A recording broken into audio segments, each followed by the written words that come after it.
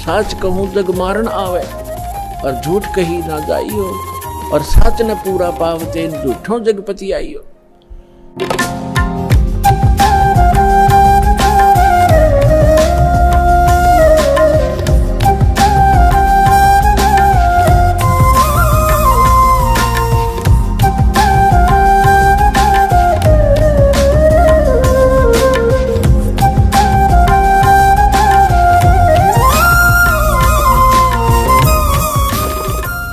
परमात्मा हमें आखिरी याद दिलाते हैं, आप जी विचार कीजिए कि आपकी मृत्यु तो होगी होगी, चाहे यहाँ कोई पूरी पृथ्वी का राजा है और चाहे अमीर या गरीब है, कोई भी व्यक्ति है, आपकी मृत्यु होगी। और आपने जो कुछ भी सारे जीवन में संग्रह किया वो आपके साथ नहीं जाएगा। ये तो यूनिवर्सल ट्रूथ है, आपको सबको मालूम है। और पुण्यात्माओं, ठीक है, आपके पूर्वजन्म के पुण्य हैं, आपको जो भी वस्तु उपलब्ध है इसको ये समझ लो कि आपकी नहीं है। आप एक रेस्टोरेंट में रह रहे हो।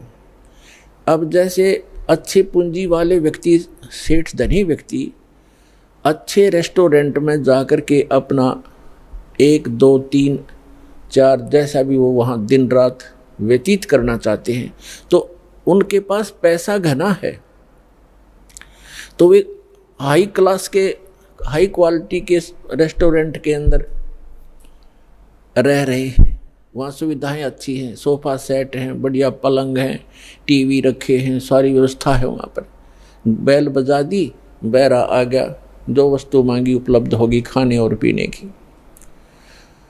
और एक गरीब व्यक्ति जाके एक सिंपल होटल में रुका है जिसमें एक तख्त पड़ा है और सिंपल आहार है, थोड़ा खर्चा है उसका। तो ऐसा ही समझ लो आप, जो गरीब है वो एक सिंपल होटल में रह रहा है, अमीर है वो बड़े होटल में रह रहा है, लेकिन वस्तु किसी की नहीं। वहाँ पर होटल में गए व्यक्ति को पता होता है कि यहाँ तेरी वस्तु कोई नहीं है, इनको प्रयोग कर सकता है, वो भी अपने खर्चे से। तो इस काल भगवान का ये होटल है फॉर एग्जाम्पल। और इसमें आपके पुण्यों के कारण आप सुविधा जो आपको है वो आपके पूर्वजन्म की पूंजी से है, जेब आपकी ही खर्च हो रही है, जो सुविधाएं आपको उपलब्ध हैं आपके पुण्य क्षीण हो रहे हैं। और गरीब व्यक्ति है वो समझ ले सिंपल होटल में रह रहा है, कोई झोंपड़ी में है, चाहे सिंपल मकान में रह रहा है, तो वो भी एक होटल में ही है। एक दिन दोनों ने ही जाना है और दोनों ने वो सब वस्तुएं यही छोड़ जाना है। अब जाना कहाँ है? स्वदेश को जाना है। होटल में व्यक्ति वही रहता है जो विदेश गया हुआ है, अपने घर से बाहर है। आज तक आपको यही नहीं मालूम कि हम इस होटल को छोड़कर प्रस्थान कहाँ करेंगे। आपको तो जबरदस्ती जब आपकी पूंजी समाप्त हो जाती है, आपका समय समाप्त हो जाता है, उस होटल से पकड़ कर बाहर फेंक दिया जाता है सड़क पे, आप कहीं जाओ। जब हम घर से बाहर चलते हैं वैसे किसी काम कार्यवश, तो जाने से पहले हम वहाँ कहाँ रुकेंगे, रात्रि हम कैसे व्यतीत करेंगे, उसकी व्यवस्था पहले करके जाते। और संसार छोड़ के जाने वाला व्यक्ति कभी सोचता भी नहीं कि मृत्यु के बाद मैं कहाँ जाऊँगा। तो वो ज्ञान अब आपको प्राप्त हो रहा है कि आप ये साधना करोगे और आप इन होटलों में रहो जैसे जिसकी व्यवस्था है, ठीक है, धनी है अपने उस सुविधा को प्राप्त करो, निर्धन है अपने उन मकानों में गुजर करो। और दोनों ही 2 रोटी खाते हैं, एक गरीब भी और सेठ भी, और एक चारपाई पर ही सोते हैं। 3-3 4-4 पर सेठ नहीं सो सकता। एक कोने में चाहे 10 कक्ष की कोठी हो, एक कक्ष के एक कमरे में एक तख्त 3.5 बाई।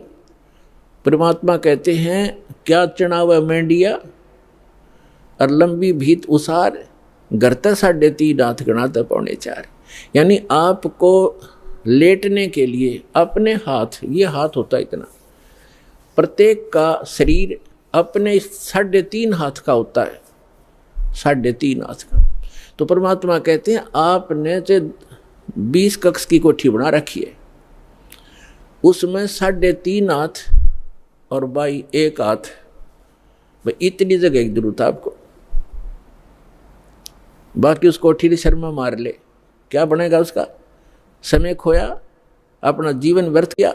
तो कहने का भाव ये है कि ठीक है, भगवान ने आपको कोठी भी दी है, सुविधाएं भी हैं, कोई बात नहीं, लेकिन अब भविष्य की तैयारी करो, यहाँ से चलने का उद्देश्य बनाओ। असक जन्म हो गए आप जी ने यही भटकताओं का। संत रामपाल जी महाराज की दया से मेरे पति की शुगर बिल्कुल नॉर्मल आ गई और मैं भी बीमार थी, मेरे भी हाइपरथायराइड था। और संत रामपाल जी महाराज की दया से आज मैं एक पैसे की भी दवाई नहीं लेती। इतना उन परमात्मा की दया से हमारे घर में सुख हो गया। संत रामपाल जी महाराज के जहाँ जाने से पहले मैंने सोचा भी ऐसी कोई ताकत नहीं यार जो मेरा नशा छुड़वा दे। और भैया जब संत रामपाल जी ने महाराज जी ने मेरे सिर के ऊपर हाथ रख के कहा कि बेटा तू आज के बाद नशा नहीं करेगा, और भैया वो दिन है और आज का दिन है। इतनी नफरत होगी नशे से कि नशा करना तो दूर, मैं किसी को लाके भी नहीं देता।